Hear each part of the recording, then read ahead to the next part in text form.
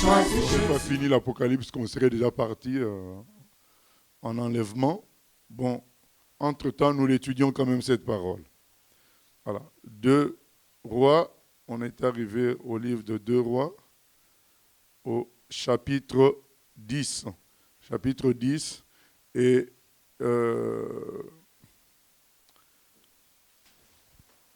chapitre 10, on est arrivé au verset 18. Et qu'est-ce qui précède? Il précède le fait que Jéhu ait été établi roi par Dieu, et selon la prophétie que Élie avait faite, que la parole plutôt que Dieu avait donnée à Élie en lui disant qu'il doit établir Élisée comme son successeur, Hazaël comme roi de Syrie et Jéhu comme roi d'Israël, en disant que ces 3 personnages-là vont contribuer au jugement de Dieu, parce qu'il dit celui qui échappera à l'épée de l'un tombera sous l'épée de l'autre. Ce sont des gens que Dieu va utiliser pour son jugement. Maintenant, nous voyons que parmi ces 3 personnes, la personne qui est vraiment utilisée fortement pour le jugement, c'est Jéhu, qui élimine toute la famille d'Akab, selon une prophétie aussi qui avait été donnée par le prophète Élie, que toute la famille d'Akab sera détruite. Maintenant, le détail que nous rajoutons aujourd'hui, c'est que c'est des jugements, pas pour punir, pas pour faire mal pour faire mal. Non, c'est des jugements salvateurs, c'est pour sauver. Donc Dieu frappe pour sauver d'une manière globale. Et c'est ce que nous devons comprendre. Ce n'est pas des jugements juste par colère, Dieu se venge. Non, c'est des jugements salvateurs. C'est à la fin des temps qu'il y aura un jugement, en quelque sorte par vengeance, pour établir la justice. Ça sera définitif. Mais avant ce jugement dernier, les jugements du Seigneur sont toujours salvateurs. C'est pour sauver quelque part. D'une certaine manière, il faut à chaque fois discerner le salut dans ces jugements à lui, Dieu. Donc là, Jéhu élimine la famille d'Akab, et on peut se dire, mais pourquoi une telle insistance à éliminer la famille d'Akab? Parce que comme nous allons le voir, il y a toujours des raisons spirituelles. C'est que la famille Akab était porteuse de l'adoration de Baal. Et ce Baal-là était un dieu qui, quand on le célébrait, il y avait la débauche. Non seulement il y avait l'idolâtrie, il y avait la débauche, il y avait des sacrifices humains même. Il y avait la prostitution dans la célébration de ce dieu-là. Donc c'était vraiment... le culte de Baal était un culte qui s'opposait entièrement à la loi de Dieu, quoi. Entièrement, dans sa pratique et dans sa conception. Déjà que ce soit une idole, c'était déjà grave, mais en plus dans la conception même, prostitution, débauche, beuverie, sacrifice humain, c'était des choses abominables au regard de la loi du Seigneur. Donc c'est que cette famille-là royale, c'est elle qui soutenait ce culte-là que Jézabel avait en quelque sorte imposé à cette famille-là. Et c'est pourquoi quand Dieu élimine cette famille, ce n'est pas pour juste frapper comme ça, c'est parce qu'il y a un objectif spirituel. Cette famille était enracinée dans la communication de l'idolâtrie vis-à-vis de Baal. Et donc il fallait, pour sauver son peuple, il fallait éliminer cette famille-là. C'est toujours des jugements. Les jugements de Dieu sont des jugements salvateurs. C'est pour sauver, et il enlève la mauvaise semence pour que la vie continue, pour que l'humanité continue, parce que s'il ne fait pas ça, il est appelé à détruire l'humanité. C'est pourquoi il enlève les gens qu'il juge, il les frappe pour que l'humanité continue. Donc on a vu, sinon, on tombe sous un autre jugement, comme du genre Noé, où il enlève les justes pour frapper le reste, pour que les justes ne soient pas frappés, tellement le mal s'est généralisé. Mais après Noé, le Seigneur s'est dit, maintenant, il ne va plus éliminer tout le monde, mais il va plutôt, comme il le fait là, juger le mal d'une manière localisée, éliminer le mal d'une manière concentrée pour permettre que l'humanité continue à exister. C'est des jugements, mais c'est quand même des jugements salvateurs. Et donc nous continuons. Jéhu a éliminé la famille d'Akab. Maintenant, il veut éliminer les autres adorateurs de Baal et il leur tend un piège. C'est ce qu'on va lire dans 2 Rois, chapitre 10, à partir du verset 18. 2 Rois 10, 18. Puis il assembla tout le peuple et leur dit, Akab a peu servi Baal, Jéhu le servira beaucoup.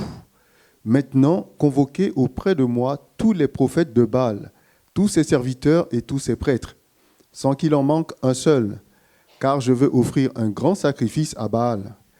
Quiconque manquera ne vivra pas. Jéhu agissait avec ruse pour faire périr les serviteurs de Baal. Il dit, publiez une fête en l'honneur de Baal. Et ils la publièrent. Il envoya des messagers dans tout Israël, et tous les serviteurs de Baal arrivèrent. Il n'y en eut pas un qui ne vienne. Ils entrèrent dans la maison de Baal, et la maison de Baal fut remplie d'un bout à l'autre. Jéhu dit à celui qui avait la garde du vestiaire, « Sors des vêtements pour tous les serviteurs de Baal. » Et cet homme sortit des vêtements pour eux.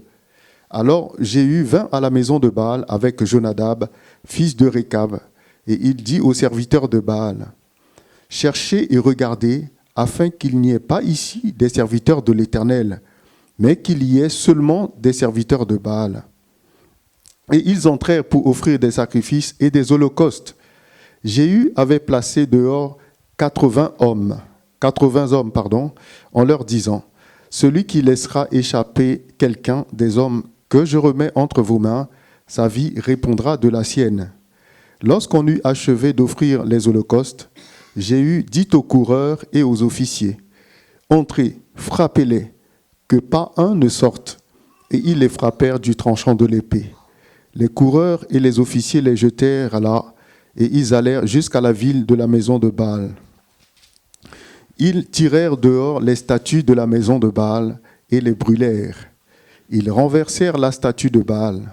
Ils renversèrent aussi la maison de Baal, et ils en firent un cloaque qui a subsisté jusqu'à ce jour.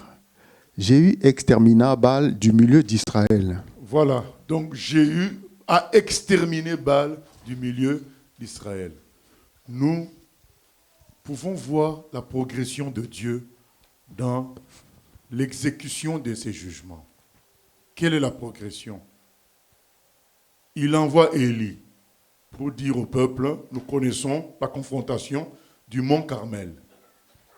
Le véritable Dieu, c'est l'Éternel. Appelez-moi les 850 faux prophètes de Baal et d'Astarté, on va savoir quel est le véritable Dieu. Confrontation au mont Carmel et le feu que chaque Dieu était censé envoyer ne vient pas lorsque les faux prophètes, les prophètes de Baal invoquent Baal, mais le feu dévorant descend puissamment lorsque Élie, le serviteur de l'Éternel, invoque son Dieu. Et ce feu consume les sacrifices, consume le bois, consume même l'eau qui était en dessous. Et le peuple s'est écrié, c'est l'Éternel qui est Dieu. Ils ont vu la main de Dieu. Toujours avec Élie. Élie dit aux représentants de Baal, il dit notamment au roi qui adorait aussi Baal, il dit, tu vas savoir que le véritable Dieu c'est l'Éternel. J'ordonne que pendant 3 ans, il n'y ait pas de pluie. Et ça s'est passé comme Élie a dit. Pendant 3 ans, il n'a pas eu de pluie. Après les 3 ans, Élie fait venir encore le roi. Il dit, maintenant, je veux dicter que la pluie tombe. Tu vas le voir. Ainsi, Baal qui était censé, après les beuveries, les sacrifices humains et autres, envoyer la pluie, c'était le maître de la pluie, eh bien, n'a pas pu faire envoyer la pluie en 3 ans, puisque Élie avait fermé au nom de l'Éternel. Et Élie démontre que le vrai maître de la pluie, c'est l'Éternel, lorsqu'il dit à Akab, maintenant je vais invoquer mon Dieu, la pluie va tomber. Et ça s'est passé ainsi. Vous voyez, ces 2 confrontations montrent la grandeur de Dieu qui a été démontrée devant tous. Mais qu'est-ce qui s'est passé? Les gens réagissent chaudement quand il y a des événements extraordinaires, mais leur cœur reste inchangé. C'est pourquoi ceux qui pensent que c'est les miracles qui changeront les gens, ils se trompent amèrement. Ce ne sont pas les miracles. Romains 10, 17 nous dit, la foi vient de ce qu'on entend vient de la parole de Dieu. Les miracles, c'est bien, ça montre la gloire de Dieu, ça montre le salut de Dieu, ça montre la bonté de Dieu, mais ça ne change pas un cœur. C'est la parole de Dieu qui change un cœur. Ça, il faut vraiment comprendre ça. Cet exemple d'Élie est là pour nous le montrer. Faire un tel miracle où le feu vient du ciel, consume tout. Et les gens, après ce miracle, ils disent que c'est l'Éternel qui est Dieu. Mais après la fraîcheur du miracle, quelques jours après, quelques mois après, ils replongent dans l'idolâtrie de Baal. Ça montre que le miracle n'a pas changé leur cœur. Et Élie fait la démonstration encore avec la pluie. Ça n'a rien fait. Alors, Dieu envoie un deuxième prophète, Élisée. Lui aussi, il leur parle. Il fait des miracles. Il manifeste la bonté de Dieu par des miracles de toutes sortes qui sauvent la population. Mais les gens continuent encore avec Baal. On voit la progression de Dieu. Il parle une fois. Il parle une deuxième fois par un prophète. Maintenant, c'est le jugement coercitif où physiquement, il va montrer que c'est lui qui a raison parce qu'il va nous faire payer les conséquences de nos actes. Il a parlé une fois, on n'a pas écouté. 2 fois, on n'a pas écouté. Maintenant, ça va être la coercition. Donc maintenant, on va nous prendre, par le corps et nous plonger dans le jugement physique de Dieu, dans le jugement où nous allons souffrir clairement, visiblement, pour montrer que nous étions dans l'erreur. Parce que sans le jugement, sans qu'il y ait une sanction, comment on va savoir qu'il y a eu erreur? Si, après avoir fait tout le temps le mal, on est toujours bien, on finira par croire que le mal est bien. Donc, à un moment donné, Dieu, après avoir dit clairement que le mal est mal, 1 fois, 2 fois, avec signes et prodiges, il ne reste plus que le jugement physique, le jugement coercitif, la sanction pour montrer que le mal est mal. Et les gens, parfois, quand ils voient les jugements de Dieu, ils s'offusquent. Ils crient, ah oui, mais c'est des enfants. Ah oui, mais il faut voir toute la progression. Quand vous lisez à chaque fois les progressions concernant le jugement de Dieu, vous lui donnez raison à la fin. Vous lui donnez raison à la fin. Et là, comme ils n'ont pas écouté, le Seigneur les élimine carrément. Les élimine et il envoie maintenant Jéhu avec l'épée, après avoir envoyé Élisée et Élie, avec la parole et la puissance des miracles, il envoie Jéhu avec l'épée pour éliminer l'idolâtrie de Baal.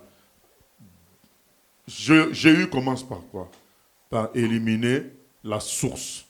La source de cette idolâtrie, c'était la famille d'Akab. Il commence par attaquer cette famille-là, par détruire cette famille-là. Ensuite, il s'occupe maintenant des idolâtres, des pratiquants simples eux-mêmes. Ça aussi, il y a une progression dans la façon de faire. Bien-aimés, nous devons d'abord attaquer toujours la racine. Et quand Dieu nous envoie quelque part, quand Dieu nous envoie chez quelqu'un, apprenons à attaquer la racine du problème. Et la racine du problème, c'est souvent le péché. Et suivant les zones de travail, il peut y avoir des péchés particuliers qui soient racines des problèmes de de ce pays-là ou bien de cette ville. Et ça peut être dans un certain pays où il y a encore l'animisme, il y a encore l'idolâtrie des statues. Dans d'autres pays, ça peut être la prostitution. Donc voilà, mais Dieu nous poussera comme il a fait pour Paul. Paul arrive à Éphèse, il ne comprend pas, les gens ne se convertissent pas trop. Ah ben, c'est là qu'en observant bien, il réalise que la racine, c'était l'adoration de Diane d'Éphèse.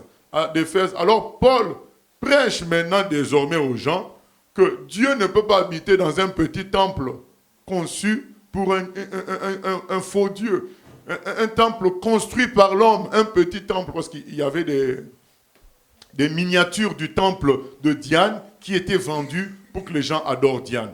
Il dit, mais comment Dieu qui a fait les cieux et les terres peut habiter dans un petit objet de cette taille-là? Et ça a fait réfléchir les gens par la puissance du Saint-Esprit, et les gens ont abandonné l'idolâtrie de Diane pour se tourner vers l'évangile. Donc le Seigneur nous poussera à attaquer d'abord la racine. Et là, le Seigneur pousse Jéhu à attaquer d'abord la racine, parce que tu peux couper les branches, la racine fera toujours pousser les choses. Donc il t'attaque la racine qui était la famille d'Akab. Après, il fait un piège. Il réunit tous les adorateurs de Baal. Il dit, venez, je vous aime. Je n'aime pas l'Éternel, venez, rassemblons-nous et nous allons adorer Baal ensemble. Il dit, vous qui connaissez bien les gens, vérifiez bien qu'il n'y ait pas d'adorateur de l'Éternel ici. Qu'on reste seulement entre nous. Et c'est ainsi que, fièrement, les adorateurs de Baal sont restés dans la salle. Quand c'était bien clair qu'il n'y avait que les adorateurs de Baal, eh bien, il a dit aux soldats, allez, éliminez-les tous. C'est comme ça qu'on les a éliminés. Quand ils ont fini, ils sont partis dans la ville de Baal. Ils ont encore détruit les statues. Et finalement, comme il est écrit au verset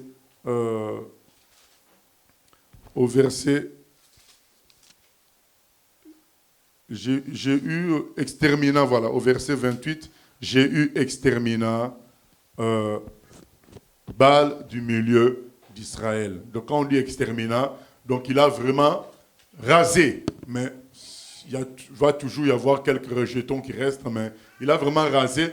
Au fait, le boulot qui devait se faire par la parole, ça n'a pas été. Les gens n'ont pas suivi la parole d'Élie, malgré les miracles. Un jour, ça s'est fait maintenant physiquement. Ça, c'est une préfiguration du jugement dernier. Un jour, physiquement, Dieu séparera ce qui est bon de ce qui est vrai. Aujourd'hui, il le fait par la parole et par la manifestation de sa nature. Donc, on peut plus ou moins savoir. Mais parfois, il y a une confusion. Mais un jour, comme c'est écrit dans la parabole de l'ivraie et du blé, les anges viendront et les anges sépareront ce qui est de Dieu de ce qui ne l'est pas. Et c'est ce qui se passe là. Donc, on sépare les adorateurs de Baal et des adorateurs de l'Éternel et on détruit les adorateurs de Baal. C'est ça, en fait, c'est une préfiguration du jugement dernier. Et Jéhu fait le boulot, il fait le job comme il faut pour éradiquer Baal. Mais oui, malheureusement, nous lisons le verset 29 jusqu'à 31. Verset 29. Mais il ne se détourna point des péchés de Jéroboam, fils de Nébat, qui avait fait pécher Israël. Il n'abandonna point les veaux d'or qui étaient à Béthel et à Dan. L'Éternel dit à Jéhu, parce que tu as bien exécuté ce qui était droit à mes yeux, et que tu as fait à la maison d'Akab tout ce qui était conforme à ma volonté, tes fils jusqu'à la 4e génération seront assis sur le trône d'Israël. Toutefois, Jéhu ne prit point garde à marcher de tout son cœur dans la loi de l'Éternel, le Dieu d'Israël. Il ne se détourna point des péchés que Jéroboam avait fait commettre à Israël. Dans ce temps-là... Oui, donc on peut s'arrêter là. Donc il ne se détourna pas des péchés que Jéroboam fit commettre à Israël. Mais on va se dire, mais tiens, quelqu'un qui est zélé comme ça pour Dieu, mais comment il ne fait pas totalement la volonté de Dieu? Pourtant, bien aimés, nous sommes tous témoins de son zèle pour le Seigneur. Lui, il a vraiment exterminé les adorateurs de Baal. Il les a éliminés. Il a rasé, il a tout rasé. Concernant Baal. Mais bien aimé, il faut qu'on comprenne une chose. Le zèle sans le cœur, c'est incomplet. On peut avoir le zèle pour Dieu, mais nous devons avoir aussi le cœur de Dieu. Un cœur à l'image de ce que Dieu attend. Un cœur humble, un cœur simple, un cœur qui ne cherche qu'à plaire à Dieu. On doit avoir les deux. Tu ne peux pas être prédicateur et avoir un mauvais cœur, ou bien ne pas aimer les gens, ou bien être orgueilleux. D'un côté, tu annonces la parole de Dieu correctement, de l'autre côté, il n'y a pas le fruit de l'esprit. Ce n'est pas conforme au désir du Seigneur. On se souvient de Paul qui dit, je pratique moi-même ce que je prêche afin de ne pas être disqualifié. Je veille à pratiquer moi-même ce que je prêche. Et Salomon a négligé d'appliquer la sagesse qu'il avait reçue de Dieu à lui-même. On a vu comment ça s'est terminé pour lui.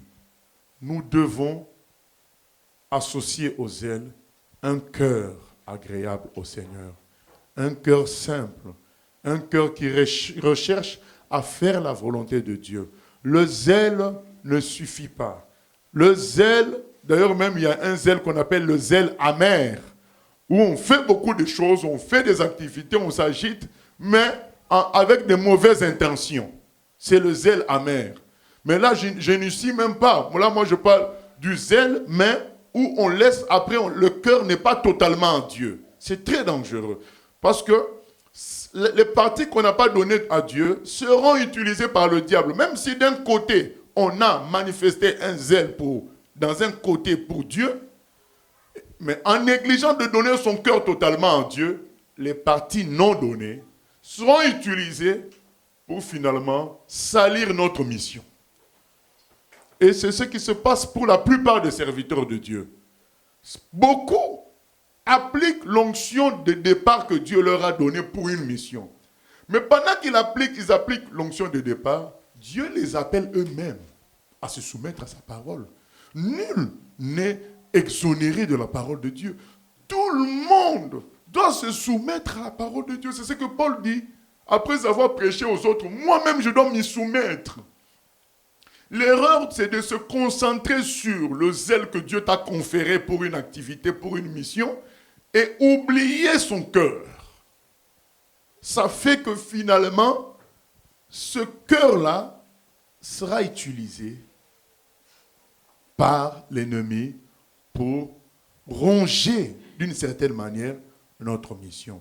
Regardons, bien-aimés, pourquoi finalement, vous allez vous dire, mais comment il peut raser, exterminer des idolâtres et en laisser d'autres? Souvenez-vous, pourquoi il y a eu les veaux d'or à Samarie? Souvenez-vous de l'histoire de 2 royaumes. Je suis obligé de faire un point sur l'histoire de 2 royaumes. Quand est-ce qu'il y a eu 2 royaumes? C'est après que Salomon n'ait pas été correct à cause du cœur. Encore, donc on revient sur le cœur.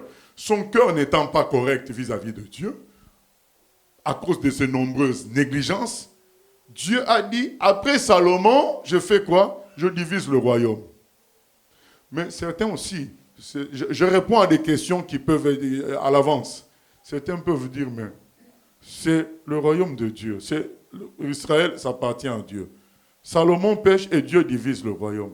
Je vous ai dit, les jugements de Dieu sont toujours salvateurs. Dieu, dans sa préscience, savait que s'il laissait le royaume entier, avec un certain mauvais héritage de Salomon, le royaume entier allait sombrer dans l'idolâtrie totale. Dieu allait perdre son peuple et n'allait pas avoir de descendant de David sur le trône par lequel le Messie allait venir.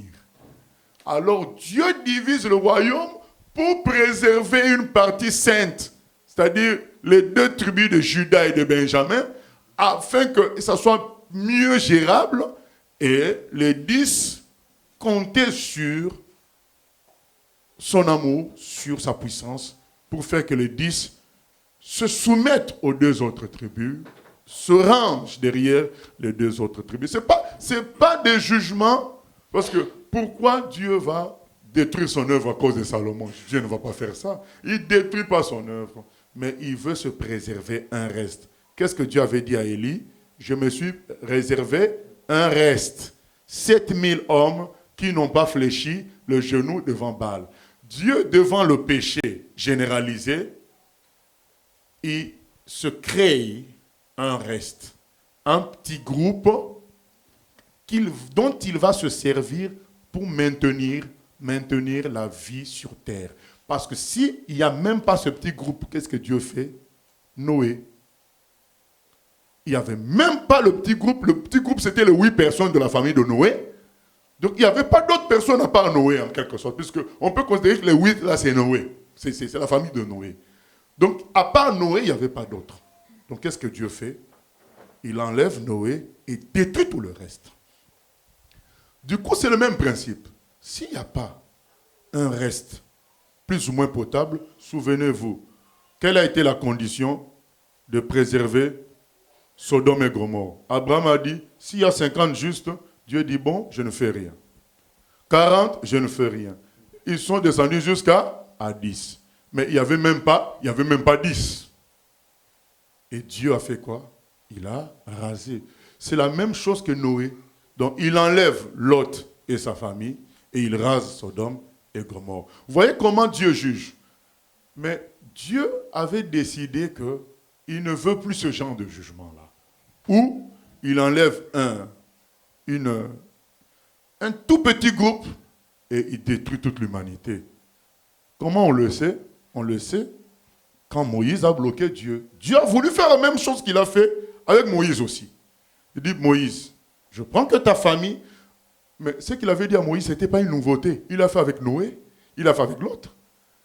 Il dit encore à Moïse, je prends ta famille et je détruis tout le reste. Moïse a dit, ah non, tu ne vas pas refaire encore la même chose. Ça sera sans fin. Et il pitié. Ainsi de suite. À partir de Moïse, Dieu décide d'arrêter et d'attendre seulement le jugement dernier où il va faire cette séparation définitive. C'est ce que Jésus nous explique quand il donne la parabole de l'ivraie et du blé. Et donc là, c'est la même chose. Donc Dieu se conserve toujours un reste. Donc quand il y a eu division de 2 royaumes, c'est Dieu qui voulait déjà se constituer son reste. Parce qu'il voyait bien que s'il laissait l'ensemble comme ça, à partir de Salomon, l'ensemble n'allait pas tenir. Et il fallait se constituer 2 tribus comme un reste. Malheureusement, même dans les 2 tribus comme reste, c'était encore la lutte à les garder purs. C'est ce qu'on va voir dans la suite. Et voilà, maintenant, quand il y a eu séparation, il y a eu 2 royaumes désormais. Les 2 tribus, on a appelé ça le royaume de Juda. Et les 10 tribus, on a appelé ça royaume du nord ou d'Israël. Voilà.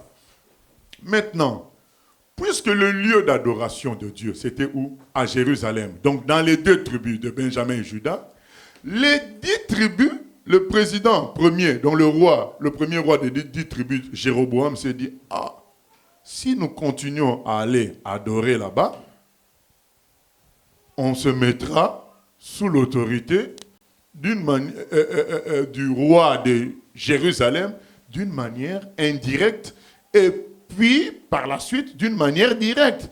Mais pour des raisons politiques, lui ne voulait pas être le sujet de quelqu'un d'autre. Lui, il était déjà roi de 10 tribus. Pourquoi il viendrait d'une manière indirecte se soumettre à un autre roi? Pour des raisons politiques. Il se crée sa propre adoration par ses veaux d'or.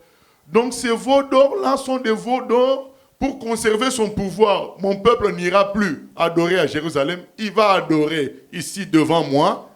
Comme ça, je contrôle la situation de ce peuple-là. C'est des raisons politiques. Donc Jéhu, maintenant, donc on revient maintenant à notre Jéhu. Jéhu, il reçoit le message de l'Éternel. Parce que n'oublions pas que c'est tous ces 2 royaumes-là, c'est le peuple de Dieu. Mais Dieu, dans sa préscience, sait que le 10 là, c'est voilà, c'est les 2 là qui tiennent vraiment à moi. Bon, mais c'est quand même mon peuple le 10. Donc il essaie de les encadrer. Donc il envoie, donc on répète, Élie, Élisée, puis Jéhu maintenant, pour mettre de l'ordre, pour qu'ils reviennent à l'Éternel. Malheureusement, même le plus zélé, à qui on a donné l'épée pour régler l'affaire, il règle le cas de Baal, mais pour des raisons politiques, des raisons égoïstes, il ne règle pas le cas des veaux d'or. Parce que s'il réglait le cas des veaux d'or, ça voudrait dire quoi? Allons adorer où? À Jérusalem. Ça veut dire que le roi de Jérusalem devient très important. En devenant très important, finalement, moi, je diminue en importance. C'est pour des raisons égoïstes et politiques. C'est pourquoi j'ai parlé du cœur. Servir Dieu, on peut avoir le zèle, mais n'oublions pas, le cœur pour Dieu, le cœur selon Dieu est très, très important. Parce que, bien aimé, comme nous avons reçu dans la pensée du jour, on peut faire des exploits. Dieu ne nous félicitera pas pour les exploits, parce que c'est lui qui a donné la capacité. Mais ce qu'on sacrifie pour lui, nos renoncements pour lui, c'est ça le cœur, ça nous qualifie éternellement. Ça nous donne une couronne de gloire éternelle. Dieu est avec nous éternellement. Et donc, beaucoup font des exploits. Ils se disent comme Jéhu. Même Dieu lui-même, c'est Dieu lui-même qui dit. Il dit, l'Éternel dit à Jéhu, parce que tu as bien exécuté ce qui était droit à mes yeux, et que tu as fait à la maison d'Akab tout ce qui était conforme à ma volonté, tes fils jusqu'à la 4e génération seront assis sur le trône d'Israël. Donc il le félicite. Mais jusqu'à quelle génération? Jusqu'à la 4e. Il serait correct dans son cœur, peut-être que ça serait à jamais. C'est ce que Dieu a dit à David. À jamais tu auras un descendant sur le trône. Donc, si Jéhu avait donné son cœur totalement à Dieu, il comprendrait que ce qu'il fait pour Baal, contre Baal, il doit le faire aussi contre les veaux d'or. Mais il y avait l'attachement au pouvoir, l'attachement au poste, l'attachement au fait d'être le chef. Ce sont ces choses-là qui font que plein de serviteurs de Dieu qui commencent bien finissent mal parce qu'à un moment donné, ils ont négligé de donner tout leur cœur à Dieu. Tout leur cœur. Ils se sont contentés de manifester le zèle reçu du Seigneur pour un domaine. Et ils se sont félicités, puisque Dieu est honnête aussi. Il félicite Jéhu pour ce qu'il a fait. Dieu, dans son honnêteté, le fait. Mais toi, tu dois comprendre, oui, j'ai bien fait ma mission en Chine, mais j'ai 55 ans, donc j'ai encore des années à faire. Oui, il y a eu un réveil en Chine à mon passage, mais ce n'est pas fini. J'ai 55 ans. Donc j'ai encore une longue marche avec le Seigneur. Maintenant, si on se félicite, on dit, mais c'est que Dieu a fait à travers moi en Chine, c'est glorieux, je peux maintenant me reposer, je peux maintenant, commencer juste à aller d'église en église, faire mon témoignage de tout ce que... C'est ce que font beaucoup. Hein. Quand ils ont fait 15 ans, 20 ans, ils ont fait des merveilles avec le Seigneur. Maintenant, ils passent leur temps à aller d'église en église, faire le témoignage de ce que Dieu a fait dans le passé. Non, Dieu n'est pas Dieu du passé. Il est Dieu du passé, du présent et de l'avenir. Et si Jéhu avait son cœur à 100% pour Dieu, je pense que ça ne serait pas seulement 4e génération. Parce que quand il dit 4e génération, c'est mieux que tous les autres. Donc c'est le seul qui ait eu des descendants jusqu'à la 4e génération. Les autres n'ont pas eu ça. Ça montre quand même qu'il a aimé ce que Jéhu a fait, respecter l'ordre de Dieu. Jéhu l'a fait, mais il devait donner aussi son cœur à Dieu. Parce que quelqu'un me dira, mais oui, mais Dieu ne lui a pas donné l'ordre de briser les veaux. Mais s'il avait donné son cœur à Dieu, il aurait compris ça de lui-même. Que même les veaux d'or, ça ne correspond pas à la volonté de Dieu, parce que son cœur était pour Dieu. Mais il y a eu des raisons politiques, des raisons de pouvoir, des raisons égoïstes. Attention, bien-aimés, l'égoïsme, l'amour du pouvoir peut cohabiter avec le zèle de Dieu. Ne pensons pas que puisque on sent en nous l'onction de Dieu, que le cœur est automatiquement pur. Pas du tout. On a un travail à faire de faire que Dieu soit totalement dans nos cœurs, purifie nos cœurs. C'est un travail personnel à faire avec Dieu. Ne pensons pas que l'onction règle ce problème-là. Non, l'onction c'est pour la mission. Mais nous avons besoin que le cœur soit à Dieu. Pourquoi? Parce qu'après la mission, il y a une suite. Et cette suite-là, lorsque le cœur n'est pas à Dieu, cette suite est compromise. C'est pourquoi vous allez voir quelqu'un va faire un élan, quoi, un sans faute pendant 10 ans, pendant 12 ans, faisant des miracles, faisant des choses, prêchant la vérité, faisant des choses. Mais, au fait, il fonctionne avec le zèle que Dieu lui a propulsé à un moment donné. Mais, puisque le cœur ne s'est pas livré totalement à Dieu, au moment où cette mission-là finit, il n'y a pas un rebondissement vers une autre mission, parce que Dieu voit que le cœur n'est plus le même cœur que quand il lui avait donné la première mission. Et les choses s'arrêtent là, et on voit la personne commencer à changer, et ainsi de suite, parce que le cœur n'a pas été à 100% avec le Seigneur dans tous les domaines. Bien-aimé, même si Dieu fait des exploits avec nous, même si on prêche bien, on fait des choses, on fait des miracles, on conseille bien, on fait ceci, on fait cela, n'oublions pas, nous avons notre cœur à ajuster à celui de Dieu chaque jour. Proverbe 4, 23, ancien, si on peut lire ça. Proverbe 4, 23.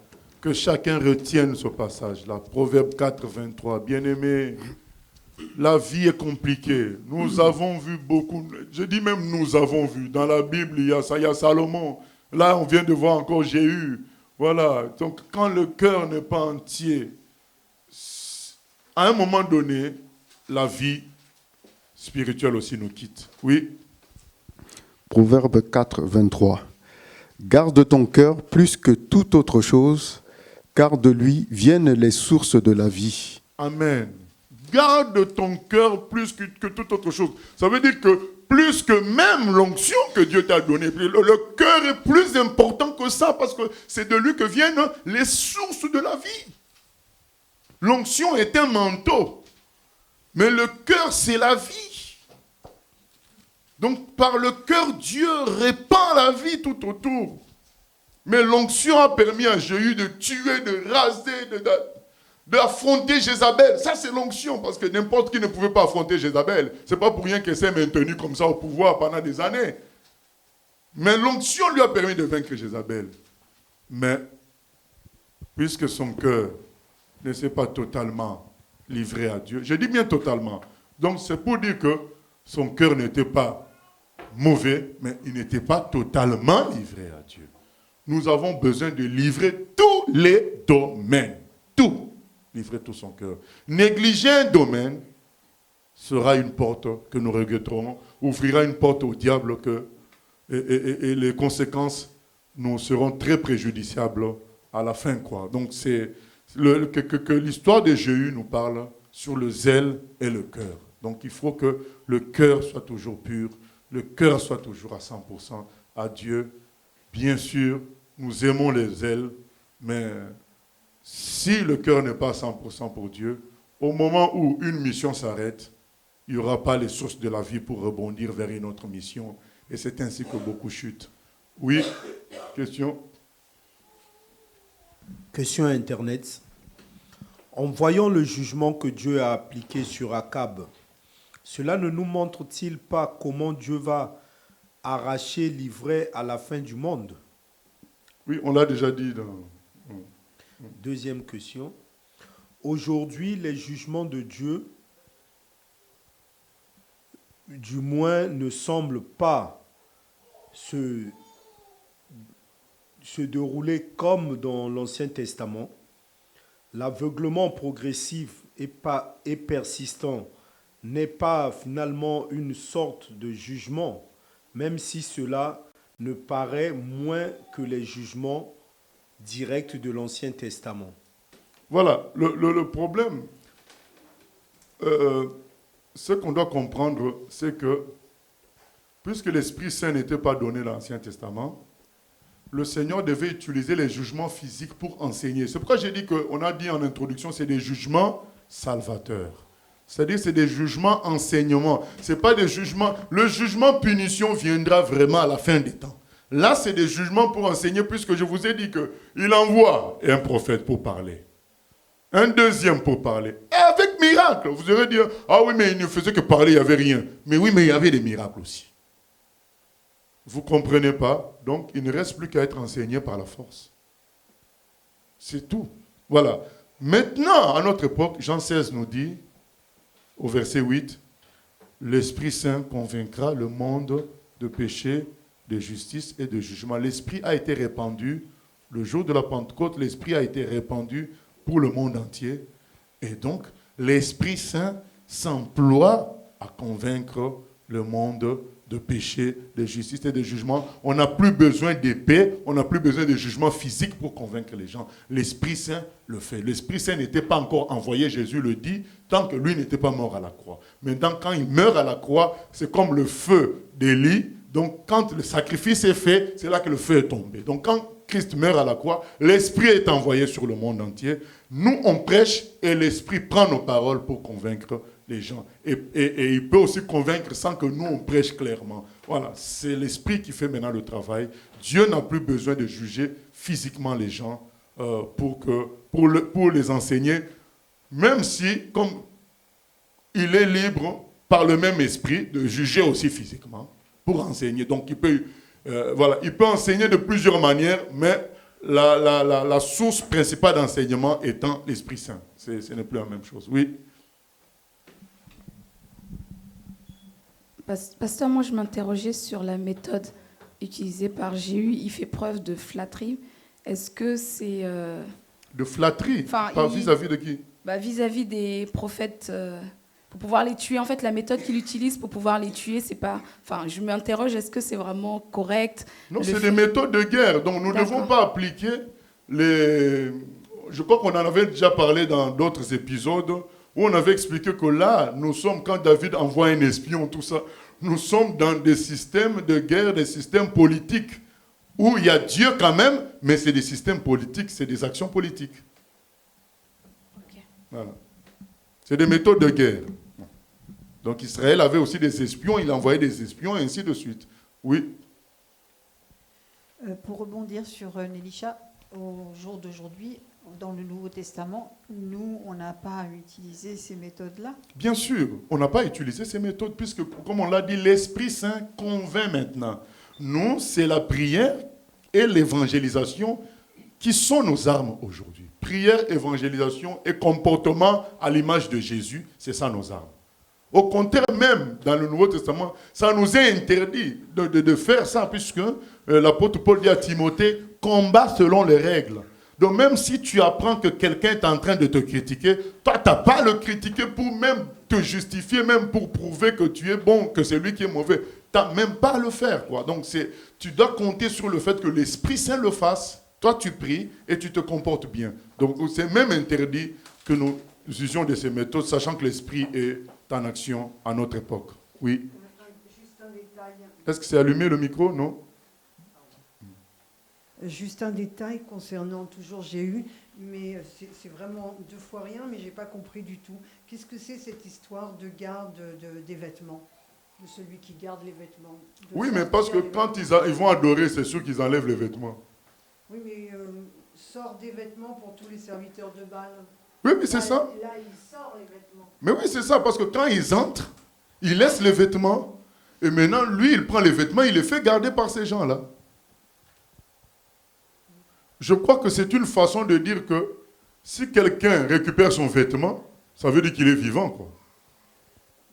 Donc on prend tous les vêtements et donc on tue tout le monde à l'intérieur, donc de sorte qu'on sait que si quelqu'un, donc aucun vêtement n'a été récupéré, tout le monde est mort. Ok, c'était un détail que je ne comprenais pas. Ah, d'accord. Donc c'est cela la réalité. Vraiment, je tenais à faire ce point-là sur le zèle et le cœur. C'est très important. Cette affaire-là, nous en avons vraiment besoin dans ce temps de la fin, parce qu'il y a beaucoup de faux enseignements sur la prospérité, sur le potentiel de chacun, où on insiste sur les dons spirituels. Je dis où on insiste, mais nous tous, nous sommes d'accord, nous aimons les dons spirituels, nous aimons les miracles, mais nous devons insister. Dans toute chose, il y a des priorités. Nous devons insister sur le cœur. Parce que c'est du cœur que viennent les sources de la vie. Mais tout en interpellant le Seigneur sur sa puissance, sur sa gloire. Pas de problème, mais ne négligeons pas le plus important. Or, aujourd'hui, on met plus l'accent sur les exploits, sur ce que quelqu'un peut faire, plutôt que sur son cœur. Or, si le cœur est pourri, eh ben, c'est l'enfer. Hein. Oui. Oui, tout à l'heure, tu disais qu'il fallait, en reprenant la parole, tu disais qu'il était conseillé même voilà, d'avoir un cœur entier vraiment pour le Seigneur. Sinon, ça laisse des accès et des portes ouvertes à l'ennemi. Ça laisse penser de dire, mais il reste quoi à faire de notre part? Le Seigneur, quand il nous prend, il nous transforme. Donc, on va entendre dire, mais il y a des choses à faire, mais... Ah non, moi je n'ai pas dit qu'il y avait des choses à faire. J'ai dit qu'il fallait que le cœur soit entier pour Dieu. Donc maintenant, ça se manifestera dans les événements. Un événement arrivera où tu auras à faire un choix entre Dieu et la chose. Donc dans tout notre parcours, dans tout notre parcours, dans toute notre vie, il y aura ce choix à faire où tu dis, bon, là c'est mon honneur qui est en jeu. Ben, je préfère Dieu et je perds mon honneur. Là, c'est mon enfant qui est en jeu. Je garde Dieu. S'il faut perdre mon enfant, je le perds. Voilà, c'est ce travail-là. Face à des décisions, alors, un travail sur des prises de décision qui honorent... Qui reflète que le cœur est entier pour Dieu. D'accord. Voilà, qui reflète ça. Voilà.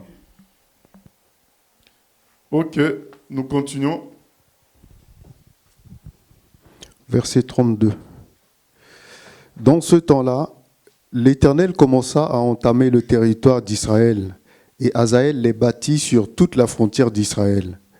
Depuis le Jourdain, vers le soleil levant, il bâtit tout le pays de Galad, les Gadites, les Rubénites et les Manassites, depuis Aroër sur le torrent de l'Arnon, jusqu'à Galad et à Bazan. Le reste des actions de Jéhu, tout ce qu'il a fait et tous ses exploits, cela n'est-il pas écrit dans le livre des chroniques des rois d'Israël? Jéhu se coucha avec ses pères et on l'enterra à Samarie. Et Joachaz, son fils, régna à sa place. Jéhu avait régné 28 ans sur Israël à Samarie. Athalie, mère d'Akazia, voyant que son fils était mort, se leva et fit périr toute la race royale. Voilà, je dois faire une pause pour dire, là nous sommes maintenant dans le royaume de Juda, parce que ce n'est pas dit. Donc là, on vient de parler du royaume d'Israël, les 10 tribus, avec le roi Jéhu. Jéhu meurt, il est remplacé par Joachaz. Et maintenant, on nous ramène sur le royaume de Juda. Donc les histoires sont entremêlées. Le royaume de Juda, où finalement, la fille d'Akab, donc il faut qu'on fasse, parce que sinon, on va se perdre. Akab, vous le connaissez bien puisque c'est l'époux de Jézabel. Jézabel fait quand même partie des gens célèbres dans la Bible. Voilà. Donc, Akab, c'est l'époux de Jézabel. Donc, ils mettent au monde un fils appelé Joram. Voilà. Et ce Joram-là, il meurt. Quand il meurt, il a enfanté un fils qui s'appelle Akazia. Et ce Akazia épouse... Joram plutôt, excusez-moi, parce qu'il y a eu 2 Joram. Joram de Juda va épouser la fille d'Akab et de Jézabel qui s'appelle Athalie. Voilà. Et maintenant, cette fille-là met au monde un enfant qui s'appelle Akazia. Et ce Akazia-là s'est fait tuer, vous vous souvenez, par Jéhu. Ce Akazia-là a été parti visiter son parent, roi d'Israël. Et quand Jéhu a tué le roi d'Israël, il a tué Akazia en même temps. Donc ça faisait, il les a éliminés. Donc du coup, la maman, qui est Athalie, fille d'Akab, roi, ex-roi d'Israël, la maman, maintenant, prend le pouvoir parce que son fils est mort. Et qu'est-ce qu'elle fait? Elle tue maintenant tous les autres enfants royaux qui pouvaient prétendre au poste de roi. C'est ce qu'elle fait pour garder le pouvoir. Donc, on recommence donc le chapitre 11 pour qu'on comprenne le contexte. On a 2 royaumes qui s'entremêlent par des mariages et puis voilà la conséquence. Chapitre 11. Athalie, mère d'Akazia, voyant que son fils était mort, se leva et fit périr toute la race royale. Mais Josheba, fille du roi Joram, sœur d'Akazia, prit Joas, fils d'Akazia, et l'enleva du milieu des fils du roi, quand on les fit mourir. Elle le mit avec sa nourrice dans la chambre d'Élie. Il fut ainsi dérobé au regard d'Athalie et ne fut point mis à mort. Il resta 6 ans caché avec Josheba dans la maison de l'Éternel, et c'était Athalie qui régnait dans le pays. Voilà. Donc, Athalie, on commence la fille de Jézabel, mais qui est mariée au roi de Juda. Donc là, on n'est plus... La fille de la reine d'Israël épouse un roi de Juda, et ce roi-là, quand ils mettent au monde un fils appelé Akazia. Et quand Akazia meurt, ses enfants sont très petits, donc ils ne peuvent pas le remplacer. Et tous les enfants proches qui peuvent être rois sont très petits. Athalie, la maman d'Akazia, donc Athalie, la fille de Jézabel, la maman d'Akazia, tue maintenant tous les enfants qui pouvaient prétendre au trône royal, mais la sœur d'Akazia protège un fils. Cette sœur-là était la femme du souverain sacrificateur de Jérusalem de l'époque, Yehoyada. Donc, elle protège cet enfant et l'amène au temple, dans la chambre d'Élie. Donc, on suppose que tous les prêtres de l'époque qui habitaient au temple, quand ils mettaient au monde, les enfants étaient gardés dans un endroit commun. Parce que cette forme de vie-là, on le voit quand Israël a commencé dans les kibbutz, même jusque dans certains kibbutz aujourd'hui, peut-être il y a une chambre réservée aux enfants. Les enfants dorment tous au même endroit sans leurs parents. Donc, on a bien lu la chambre d'Élie. Donc, il n'y avait que les lits là d'enfants. Et donc, cet enfant-là est protégé au temple sans que Athalie le sache, par le souverain sacrificateur et sa femme qui est la sœur du roi défunt. Voilà la situation. Et il resta 6 ans caché avec Josheba dans la maison de l'Éternel, donc dans le temple. Et c'était Athalie qui régnait dans le pays. Donc la fille de Jézabel, Athalie, prend maintenant le pouvoir où? À Juda. Vous voyez bien aimé quand on dit attention aux alliances. Attention aux alliances. Tu te maries avec n'importe qui. Ah, oui, question. C'est une question Internet qui est un peu hors sujet. Je la pose ou j'attends la fin? On attend la fin alors. D'accord. Ok. Donc, on est dans cette situation-là. Verset 4 alors. Verset 4. La 7e année, Jéhoiada envoya chercher les chefs de centaines des Kérétiens et des coureurs, et il les fit venir auprès de lui dans la maison de l'Éternel. Il traita alliance avec eux, et les fit jurer dans la maison de l'Éternel, et il leur montra le fils du roi. Puis il leur donna ses ordres en disant, « Voici ce que vous ferez. Parmi ceux d'entre vous qui commencent leur service le jour du sabbat, un tiers doit monter la garde à la maison du roi, un tiers à la porte de Sûr, et un tiers à la porte derrière les coureurs. Vous veillerez à la garde de la maison, de manière à en empêcher l'entrée. Vos 2 autres divisions, tous ceux qui sortent de service, le jour du sabbat, feront la garde de la maison de l'Éternel auprès du roi. Vous entourerez le roi de toutes parts, chacun les armes à la main, et l'on donnera la mort à quiconque s'avancera dans les rangs. Vous serez près du roi quand il sortira et quand il entrera. Les chefs de centaines exécutèrent tous les ordres qu'avait donnés le sacrificateur Jéhoiada. Ils prirent chacun leurs gens, ceux qui entraient en service et ceux qui sortaient de service le jour du sabbat, et ils le rendirent vers le sacrificateur Jéhoiada. Le sacrificateur remit aux chefs de centaines les lances et les boucliers qui provenaient du roi David et qui se trouvaient dans la maison de l'Éternel. Les coureurs, chacun les armes à la main, entourèrent le roi en se plaçant depuis le côté droit jusqu'au côté gauche de la maison, près de l'autel et près de la maison. Le sacrificateur fit avancer le fils du roi, et il mit sur lui le diadème et le témoignage. Ils l'établirent roi, et l'oignirent, et frappant des mains, ils dirent « Vive le roi !» Athalie entendit le bruit des coureurs et du peuple, et elle vint vers le peuple à la maison de l'Éternel. Elle regarda, et voici, le roi se tenait sur l'estrade, selon l'usage. Les chefs et les trompettes étaient près du roi. Tout le peuple du pays était dans la joie, et l'on sonnait des trompettes. Athalie déchira ses vêtements et cria « Conspiration, conspiration !» Alors le sacrificateur Jéhojada donna cet ordre au chef de centaines qui était à la tête de l'armée. « Faites-la sortir en dehors des rangs et tuez par l'épée quiconque la suivra. » Car le sacrificateur avait dit « Qu'elle ne soit pas mise à mort dans la maison de l'Éternel. » On lui fit place, et elle se rendit à la maison du roi par le chemin de l'entrée des chevaux. C'est là qu'elle fut tuée. Voilà, donc Athalie, la grand-mère du nouveau roi.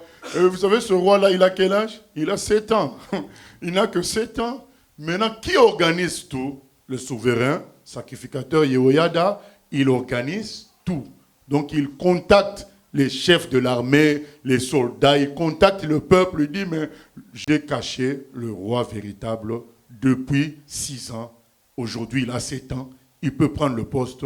Donc, on doit enlever cette usurpatrice. Donc, elle quitte ce poste royal qui n'est pas à elle. Donc, elle est comme une étrangère. Elle vient du royaume du Nord là-bas.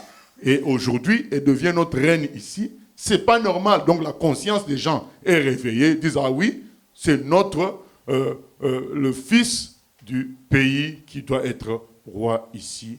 Et finalement, le roi qui n'a que 7 ans. Donc tout est organisé pour lui. Mais l'autorité, c'est quelque chose de puissant. Il n'a que 7 ans, mais l'autorité de Dieu est sur lui parce que c'est lui qui est le roi véritable. Mais il n'a que 7 ans, mais tout s'organise pour lui. C'est ça l'autorité, bien-aimé. Les choses de Dieu, il ne faut jamais forcer. C'est un enseignement pour nous. On ne force pas les choses de Dieu. Si Dieu t'a donné une autorité, il préparera les choses pour toi. Donc quand tu arriveras quelque part, il aura déjà préparé les choses. C'est ça l'autorité. Le petit n'a que 7 ans, mais tout s'organise pour lui, parce que c'est lui le véritable roi. Quelqu'un d'autre fait le boulot à sa place pour que lui, il règne. C'est ça, bien-aimé. N'oublions jamais cela. On ne force pas les choses de Dieu par rapport aux autres. Je dis bien, voilà. Mais par rapport à la prière, on peut parler à Dieu, on peut forcer, violence, tout ça. Mais par rapport aux autres, on ne force pas. C'est Dieu lui-même qui va faire les choses, qui va préparer le terrain. Et quand on est dans cette attitude-là, on restera simple, on ne s'égarera pas. Mais quand on commence à forcer les cœurs, forcer les choses, on finira toujours mal. Et l'autorité agit par elle-même parce que Dieu est dans l'autorité. Et c'est ce qui se passe. Et Athalie est finalement éliminée, tuée. Voilà. Alors, nous faisons un point pour dire que le plan de Dieu est puissant. Vous savez, qu'est-ce qui se passe? Quel est l'enjeu qui est là? Bien-aimés, comprenez que nous sommes face à un enjeu grave. Dieu a dit que sur le trône de Juda, il y aura toujours un descendant de David.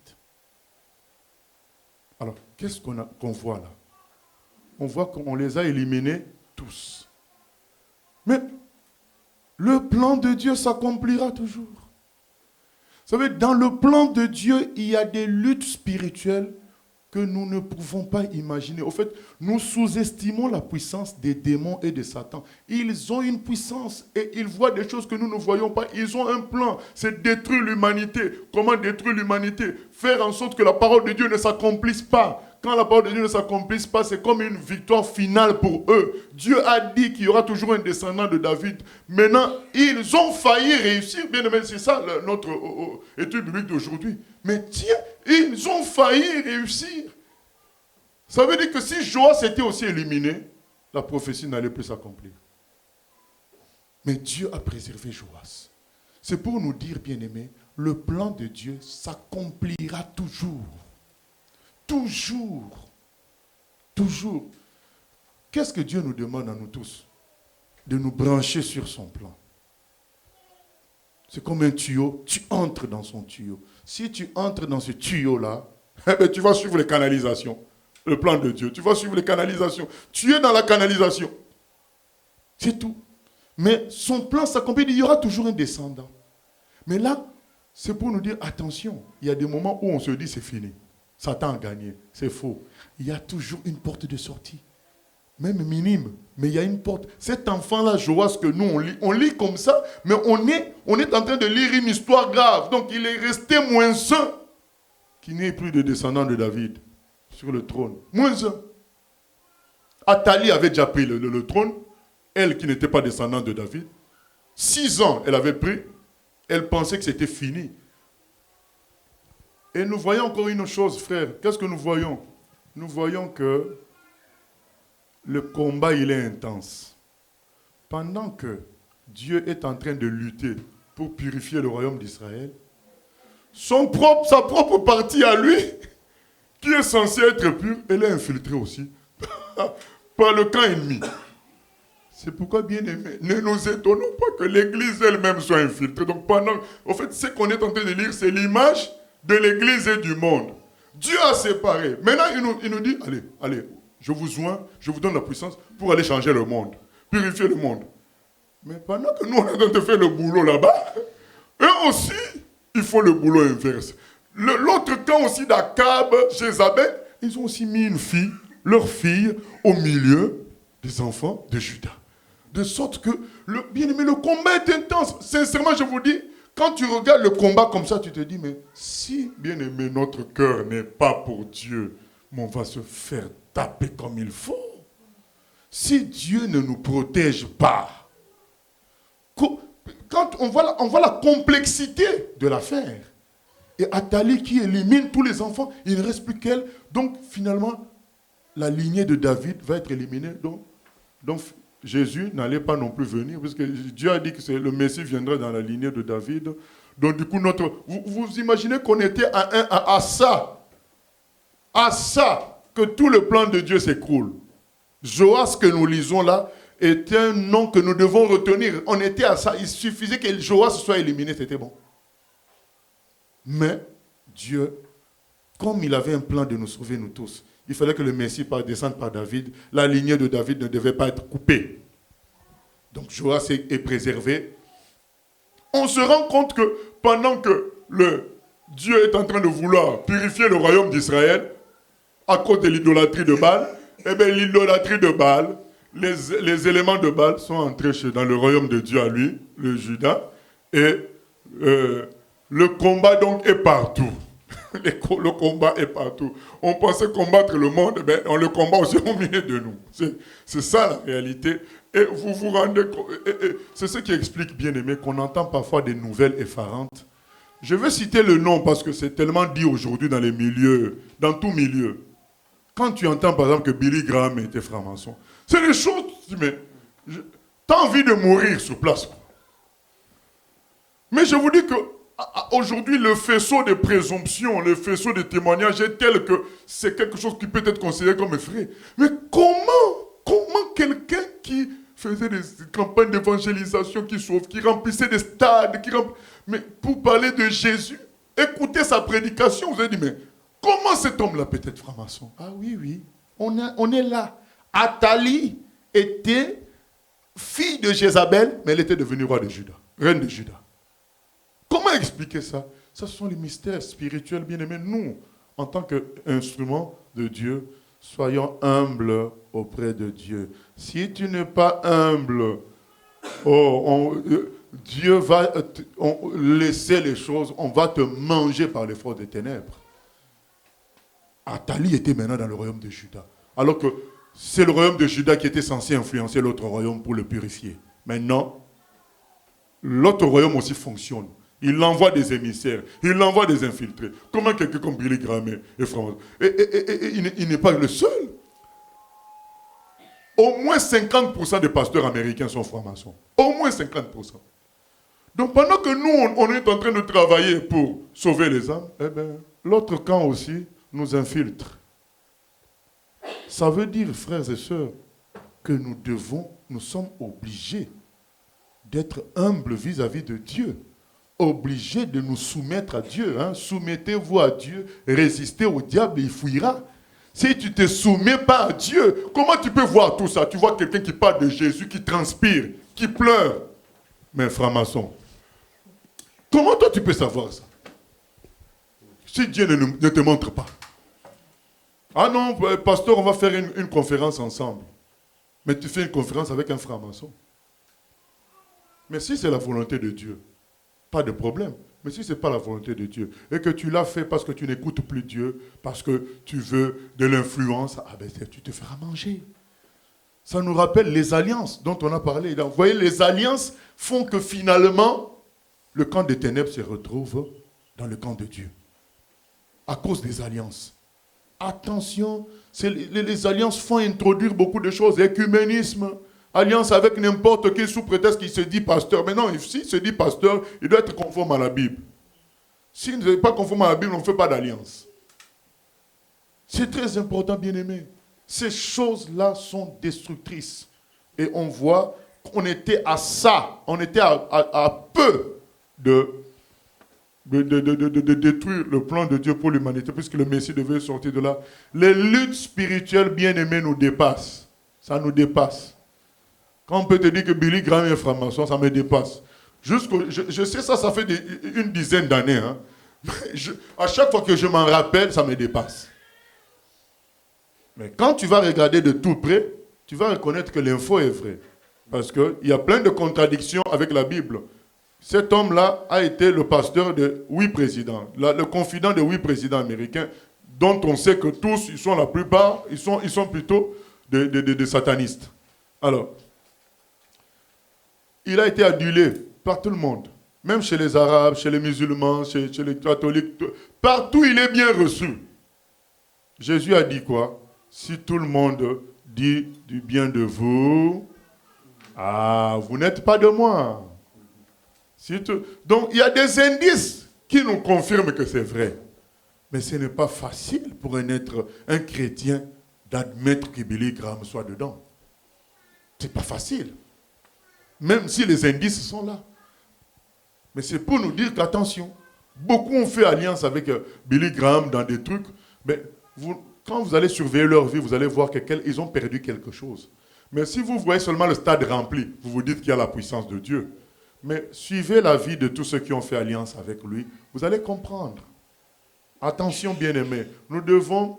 Je ne dis pas qu'il ne peut jamais arriver qu'on collabore sans le savoir avec un mauvais, mais au moins, si on l'a fait par soumission à Dieu, ça c'est différent. Mais si on commence à faire des entreprises personnelles, des alliances, attention, on peut se faire manger croyant qu'on voit bien les choses. Donc là, on se retrouve avec des luttes spirituelles où finalement le camp de Dieu lui-même est infesté. C'est qui a pris le pouvoir? Une reine étrangère, une reine adoratrice de Baal, qui prend le pouvoir dans le camp même qui était censé pur. Vous savez, on a dit au début que dans l'introduction, on a parlé là avant que Dieu a séparé pour se garder le royaume de Juda comme un reste pur avec le temple de Jérusalem. Mais on voit que ce royaume de Juda lui-même est infiltré. La reine vient du royaume du Nord. On se rend compte que, attention, ce n'est pas parce que tu fais partie du reste que tu dois négliger Dieu. Ce n'est pas parce que vous avez une bonne doctrine dans votre église, tu vas négliger Dieu. Jamais. On doit être toujours soumis à Dieu. Quelle que soit notre bonne doctrine, notre bonne conception, la soumission à Dieu doit précéder toute chose parce que les luttes spirituelles sont des luttes qui nous dépassent. Ça nous dépasse, c'est pourquoi seul le Saint-Esprit peut nous guider. Un homme ne peut pas comprendre tout ce qu'on lit là, tout ce mélange-là entre les forces des ténèbres et les forces de Dieu. C'est complexe. C'est complexe. C'est pourquoi nous avons besoin de nous soumettre toujours à Dieu. Et donc nous allons clôturer avec ce chapitre en lisant du 17 au verset 21. Verset 17.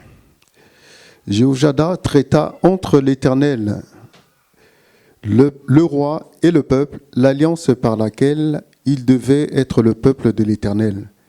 Il établit aussi l'alliance entre le roi et le peuple. Tout le peuple du pays entra dans la maison de Baal, et ils la démolirent. Ils brisèrent entièrement ses autels et ses images, et ils tuèrent devant les autels Mathan, prêtre de Baal. Le sacrificateur Jéhoiada mit des surveillants dans la maison de l'Éternel.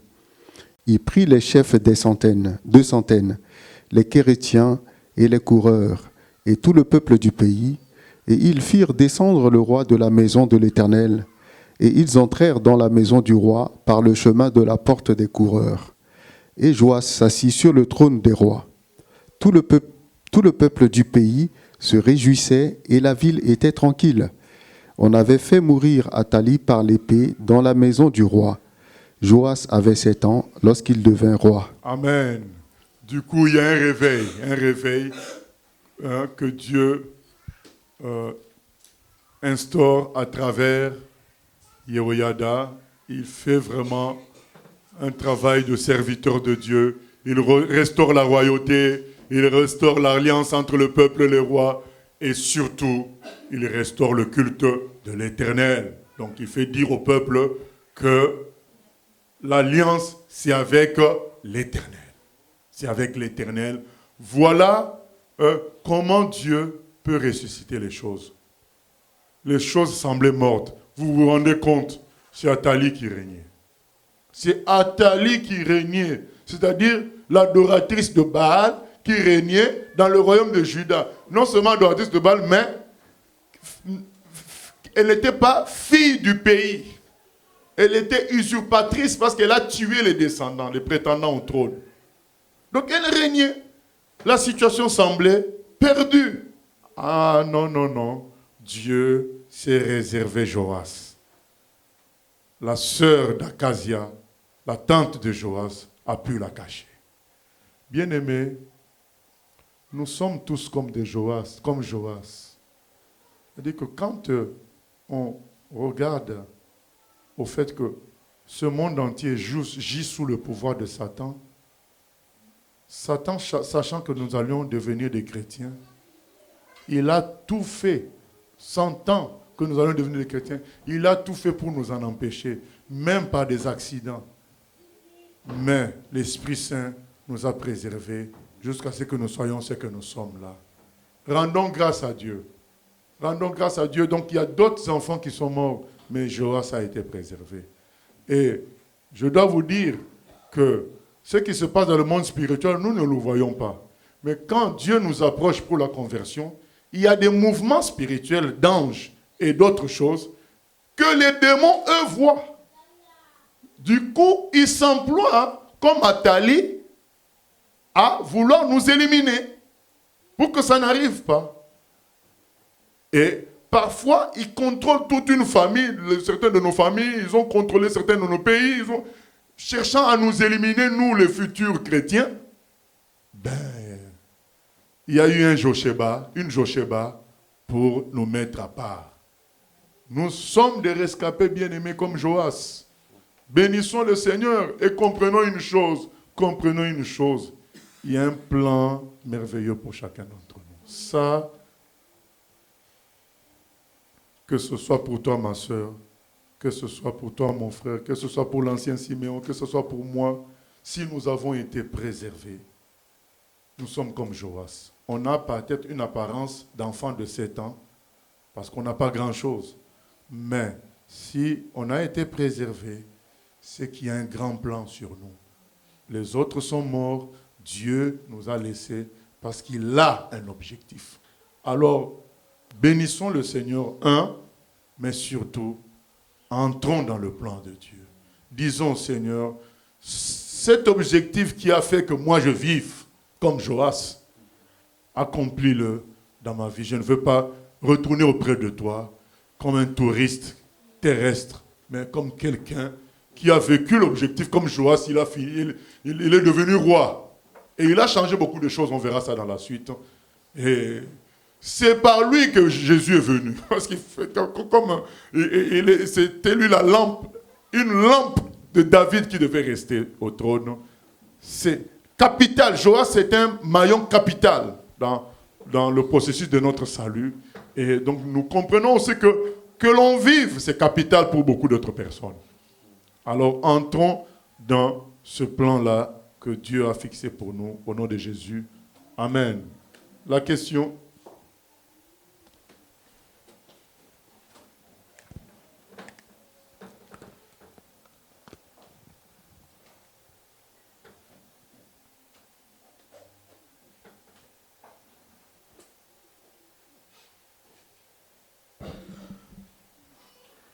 Dans le passage de Matthieu 24, verset 19, quand Jésus parle des femmes enceintes et celles qui allaiteront, de quoi parle-t-il vraiment?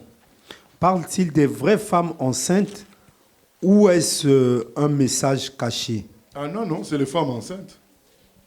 On parle d'un déplacement. Après, elles auront du mal à se déplacer puisqu'elles seraient enceintes. Et ceux qui allaitent auront aussi du mal à se déplacer puisqu'il s'agit d'une fuite. Il y aura des dangers, il y aura des difficultés. Les femmes enceintes et celles qui ont les bébés en train de les allaiter auront du mal à se déplacer.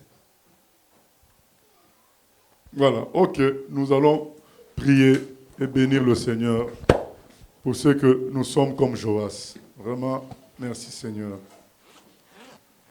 À Dieu soit la gloire pour son grand amour, car de sa victoire s'est levé le jour. Jésus, à ma place, est mort sur la croix. Il donne sa grâce à celui qui... Adieu, adieu, soit la gloire pour son grand amour, car de sa victoire s'est levé le jour. Jésus, à ma place, est mort sur la croix. Il donne sa grâce à celui qui croit. Gloire à Dieu, terre écoute sa voix. Gloire à Dieu, monde réjouis-toi, venez au Père, Jésus est vainqueur, que toute la terre chante en son honneur. Gloire à Dieu, Père écoute sa voix. Gloire à Dieu, monde réjouis-toi, venez au Père, Jésus est vainqueur, que toute la terre chante en son honneur. merci Seigneur, gloire à ton nom pour la vie que tu nous as donnée. Merci pour le salut en Jésus.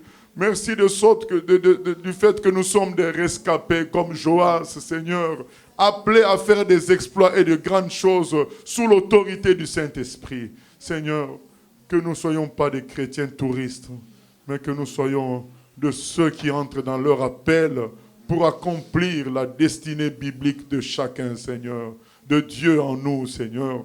Manifeste-toi, Seigneur. Manifeste-toi pour que nous prenions conscience de l'enjeu que nous sommes, Seigneur, dans le monde spirituel. Seigneur, que nous prenions conscience que notre vie a du prix à tes yeux, comme la vie de Joas avait du prix parce que ta promesse passait par Joas, Seigneur. Alléluia.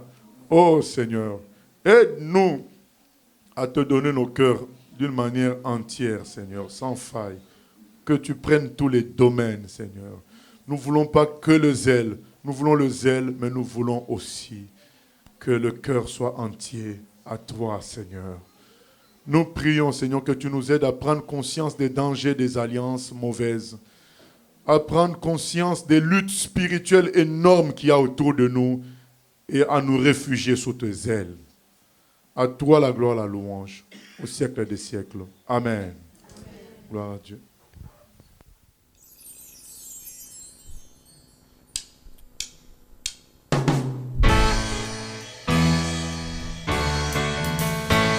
choisi Jésus pour guider ma vie. Mon bien-aimé Jésus, il est à moi, je suis à lui. J'ai choisi Jésus pour guider ma vie. Mon bien-aimé Jésus, il est à moi, je suis à lui. J'ai choisi Jésus pour guider ma vie. Mon bien-aimé Jésus, il est à moi, je suis